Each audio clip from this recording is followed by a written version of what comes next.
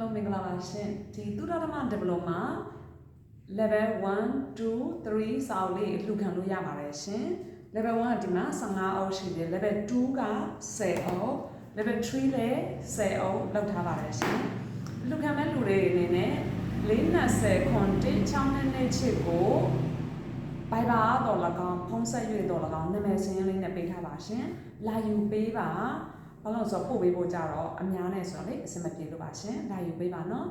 လိပ်စာကတော့ပြင်မနာမျိုးပေါင်းလောင်း9လမ်းပြင်မနာမျိုးပါရှင်လာယူပေးပါနော်ကျေးဇူးတင်ပါတယ်ဒါက level 1စာအုပ်15အုပ်ပါဒါက level 2စာအုပ်က10အုပ် level 3စာအုပ်က10အုပ်ပါနော်ဆိုတော့လာပြီးတော့သူခံလို့ရပါတယ်ရှင်လာပြီးတော့ယူလို့ရပါတယ်ရှင်ဘုသူတာတွေအများကြီးရပြီးတော့ဘဝမှာအကျိုးချစ်ရှိနေပြီးတော့ကျမ်းမာချမ်းသာတို့ရဆန္ဒအားလုံးပြည့်ပြီးတော့နောက်ဘဝ